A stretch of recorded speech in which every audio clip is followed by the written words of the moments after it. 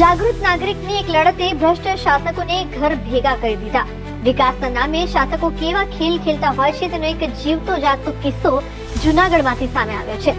ગામના વિકાસ માટે આવેલા સરકારી નાણાં ક્યાં અને કેવી રીતે સગેવગે કરાયા તેનો મોટો પર્દાફાશ થયો છે. જય ભીમ સાથીઓ, જે લોકો એવું કહે છે કે કાયદો કામ કરતો નથી, સંવિધાન કામ કરતું નથી, પૈસાથી જ બધું થાય છે, લાગવગથી થાય છે, રાજકીય પાર્ટીનો સપોર્ટ હોય તો જ થાય, જે લોકો કચેરીઓના ધક્કા ખાય છે એના માટે સ્પેશિયલ આ વિડીયો છે, એના સુધી પહોંચાડજો કે કાયદાની શું તાકાત છે, સંવિધાનની શું તાકાત છે. એ વિડીયોમાં હું તમને આજે બતાવીશ. જુનાગઢ જિલ્લાના વંથલી તાલુકાના આખા ગામે જ્યાં રાજાભાઈ સોલંકી ન્યાય સમિતિના ચેરમેન હતા, એ સતત 3 વર્ષથી આરટીઆઈ કરીને રજૂઆતો કરી રહ્યા હતા, અરજીઓ આપી રહ્યા હતા, ફરિયાદો આપી રહ્યા હતા. ઘણા બધા અધિકારીઓની બદલી થઈ ગઈ, પણ એમને 3 વર્ષ પછી આજે એમને ન્યાય મળ્યો છે. અને ન્યાય કેવી રીતે મળ્યો છે એમની સાથે પણ આપણે વાત કરી છે. એ રેકોર્ડિંગ પણ મૂકું છું. જ્યારે એમની તકરાર હતી ગામના સરપંચ, ગ્રામ પંચાયત સાથે, ત્યારે મેં સ્થળ મુલાકાત પણ લીધી હતી. ત્યારે આપણે સમાધાનના કોશિશ કરી હતી. એના પછી પણ આપણે એના રેકોર્ડિંગ વિડીયો મૂક્યા હતા. સતત જે લડાઈ ચાલુ હતી એમને હાર ન માની. એટલી મોટી ઉંમરે, કદાચ 60 થી 70 વર્ષ એમની ઉંમર હશે, આવડી ઉંમરે જુનાગઢ કચેરીઓના, વંથલી તાલુકાની કચેરીઓના ધક્કા ખાઈને છેવટે એમને ન્યાય મેળવ્યો છે. એટલે સરકારી કામમાં થોડીક વાર લાગે છે. કાયદો સાચો છે, સંવિધાન સાચું છે, પણ જે બાબુઓ બેઠા છે, સરકારી બાબુઓ, એ તમને સરકારી કચેરીઓના ધક્કા ખવડાવે છે. પણ તમે ઠાની લીધું હોય, જીદ કરી હોય કે મારે ન્યાય મેળવવો છે, તો એને ન્યાય મળે છે. બસ તમારે થોડાક ધક્કા ખાવા પડે છે, પણ ન્યાય તમને મળશે. એનો જીવતો જાગતો આ તમારી સમક્ષ હું રજૂ કરું છું દાખલો. એ જે ભ્રષ્ટાચાર હતો ગ્રામ પંચાયતની અંદર, બરોબર, લાખો રૂપિયાનું કૌભાંડ હતું. એ કૌભાંડના પુરાવા સાથે જે રજૂઆતો કરી હતી, ઘણા બધા અધિકારીઓ આવ્યા હતા, એને આ કેસ દબાવી દીધો. પણ છેવટે જે કંઈ સારા અધિકારીઓ આવ્યા, આ લડાઈની અંદર સ્થાનિક આગેવાનો, સંગઠનોનો સપોર્ટ મળ્યો, સમાજનો સપોર્ટ મળ્યો. છેવટે એમની ઉપર લેન્ડ ગેપિંગ પણ ખોટી દાખલ કરી. એમને હાર ન માની અને આ ભ્રષ્ટાચાર ખુલ્લો પાડ્યો છે, લાખો રૂપિયાનો. આખા ગામના મહિલા સરપંચે પોતાના પરિવારના નામના ખોટા વાઉચરો, બિલ બનાવી અને લાખો રૂપિયાનો જે ભ્રષ્ટાચાર કર્યો, કૌભાંડ કર્યો હતો, છેવટે તપાસ થઈ અને એને સસ્પેન્ડ કરવામાં આવ્યા છે. બરોબર, તો આ કાયદાની તાકાત છે. રાજાભાઈને આપણે કીધું છે કે તમે એમની પાછળ પડી જાજો અને કાયદેસરની ફરિયાદ દાખલ થાય, તો જ આ ભ્રષ્ટાચારી લોકોને ખબર પડે કે કાયદાની, સંવિધાનની શું તાકાત છે. તો આ વધુમાં વધુ વિડીયો લોકો સુધી પહોંચાડો. જે લોકો એવું કહે છે કે ભાઈ કાયદાથી કાંઈ થતું નથી, બરોબર, સંવિધાન કામ કરતું નથી, ધક્કા ખાવા પડે છે. પણ ધક્કા તમે સતત ધક્કા ખાતા હોય અને તમે ઠાની લીધું હોય કે મારી પાસે પુરાવા છે, રિઝલ્ટ મેળવવું છે, તો રિઝલ્ટ તમને મળે છે. વિડીયો જો મજા આવશે, રેકોર્ડિંગ સાંભળો અને વધુમાં વધુ લોકો સુધી પહોંચાડો. જય ભીમ, જય સંવિધાન. રાજાભાઈ, ઓલા ન્યૂઝ ના જોયા હતા કાલે સમાચાર? હા, તમારા સરપંચ નું શું થયું? સરપંચ નું કાલે આમ તો 3-4 જે રાજીનામું છે, પણ એ કાલે વિડીયો વાળા બધું જાહેર કર્યા. એટલે એનો ભ્રષ્ટાચાર નીકળ્યો ને? આ ભ્રષ્ટાચાર દુનિયાનો નીકળ્યો. એ તો 15 લાખ નો ભ્રષ્ટાચાર નથી, 80 લાખ નો, 15 લાખ નો બતાવ્યો છે, પણ 15 લાખ તો 15 લાખ, બરોબર. હા, એ તો નાનો ભ્રષ્ટાચાર કે મોટો ભ્રષ્ટાચાર કહેવાય ને? હા, ભ્રષ્ટાચાર જ કહેવાય. સસ્પેન્ડ કર્યા, ડિસમિસ કર્યા, શું કર્યું? સસ્પેન્ડ કર્યા છે. હા, કેટલા સમય માટે? સસ્પેન્ડ એ તો કઈ એમાં ઉલ્લેખ નથી કર્યો, પણ સસ્પેન્ડ કરી દીધા. હવે તો 6 મહિના રહ્યા સાહેબ ચૂંટણીના. તો એ સસ્પેન્ડ જેને કર્યા હોય, ભ્રષ્ટાચારમાં નામ આવ્યું હોય, બીજી વાર ચૂંટણી લડી શકે? એ તો આપણને કઈ ખબર નથી સાહેબ. બીજું તો પછી આજે તપાસ સસ્પેન્ડ કર્યા પછી જે કઈ ભ્રષ્ટાચાર કર્યો એની સામે કોઈ ફરિયાદ દાખલ, કાર્યવાહી કરી? કાંઈ સાહેબ નથી કર્યું હોય. તો શું એમાં તમને પત્ર તો આવ્યો હશે ને? પત્રમાં શું લખ્યું? મને આપ્યો જ નથી પત્ર. તમે ફરિયાદ કરી હોય, તમે પુરાવા આપ્યા હોય, ભ્રષ્ટાચાર તમે ઉગાડો કર્યો હોય, તો તમને કઈક આપવું પડે ને?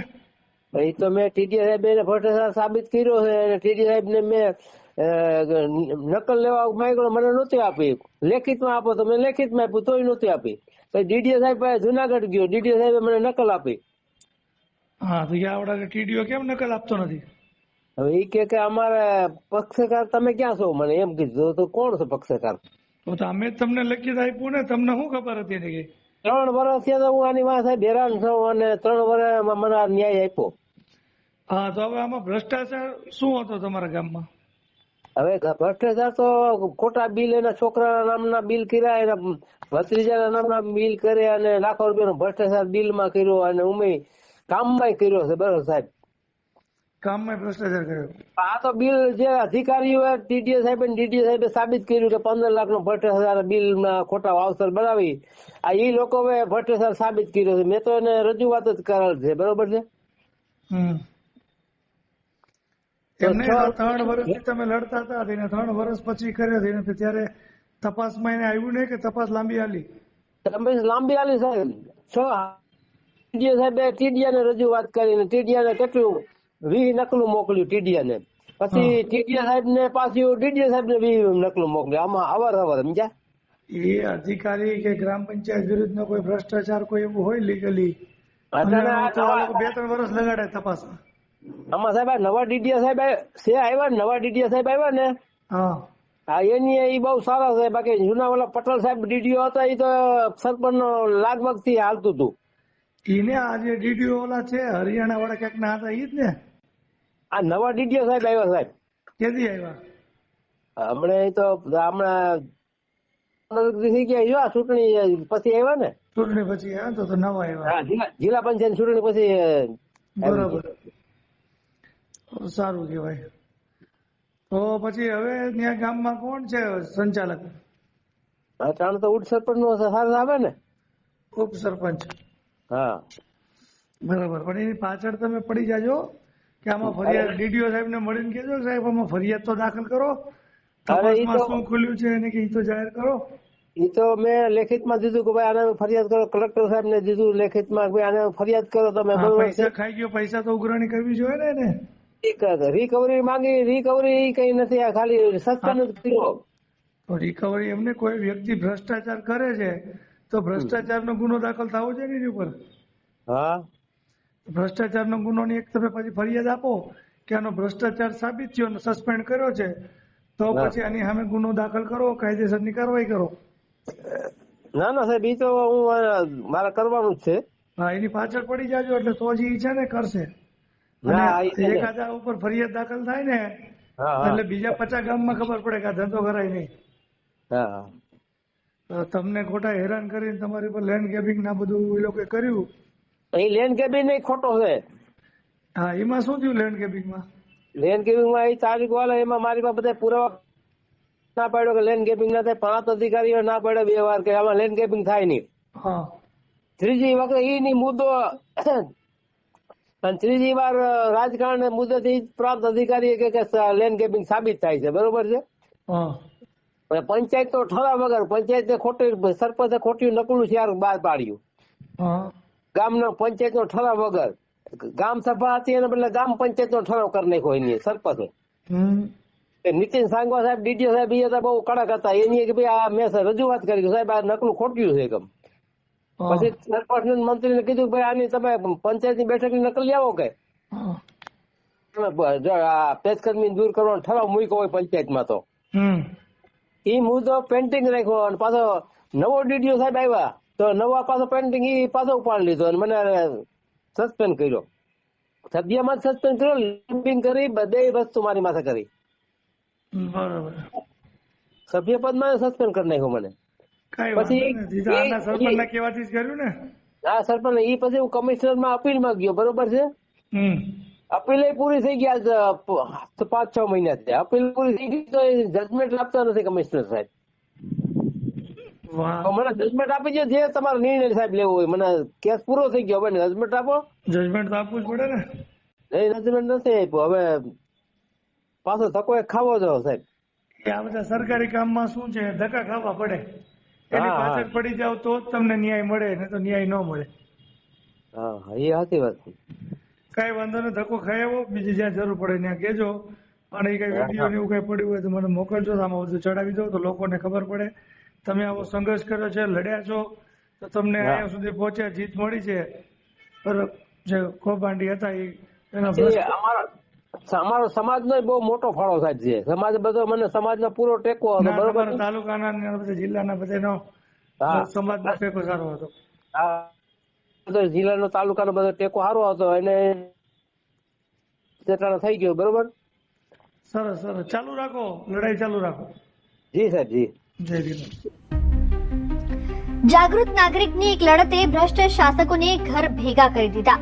વિકાસના નામે શાસકો કેવા ખેલ ખેલતા હોય છે તેનો એક જીવતો જાગતો કિસ્સો જૂનાગઢમાંથી સામે આવ્યો છે. ગામના વિકાસ માટે આવેલા સરકારી નાણાં ક્યાં અને કેવી રીતે સગેવગે કરાયા તેનો મોટો પર્દાફાશ થયો છે. ઘટના છે જૂનાગઢના વંથલી તાલુકાના આખા ગામની, જ્યાં છેલ્લા ઘણા સમયથી વિકાસના કામોમાં મોટા પાયે ભ્રષ્ટાચાર થતો હોવાની ફરિયાદો ઉઠી રહી હતી. ગામના જ એક જાગૃત નાગરિક રાજાભાઈ સોલંકીએ હિંમત દાખવી અને આ કાળા કારોબાર સામે તંત્રને લેખિતમાં પુરાવા સાથે રજૂઆતો કરી. જ્યારે આ ફરિયાદીના આધારે તંત્ર દ્વારા તપાસ સમિતિ બેસાડવામાં આવી ત્યારે જે વિગતો બહાર આવી તે ચોંકાવનારી હતી. તપાસમાં સાબિત થયું કે મહિલા સરપંચે હોદ્દાનો દુરુપયોગ કરીને પોતાના જ પુત્ર અને ભત્રીજાના નામે પંચાયતના વિકાસ કામોના કાચા વાઉચર બિલ બનાવ્યા અને લાખો રૂપિયાની નાણાકીય ગેરરીતિ આચરી હતી. ભ્રષ્ટાચાર અને ગેરરીતિના આક્ષેપો સાબિત થતા જ તંત્ર એક્શન મોડમાં આવ્યું છે. વંથલીના તાલુકા વિકાસ અધિકારી દ્વારા ગામની મહિલા સરપંચને તાત્કાલિક અસરથી હોદ્દા પરથી દૂર કરવાનો સત્તાવાર હુકમ જાહેર કરી દેવાયો છે.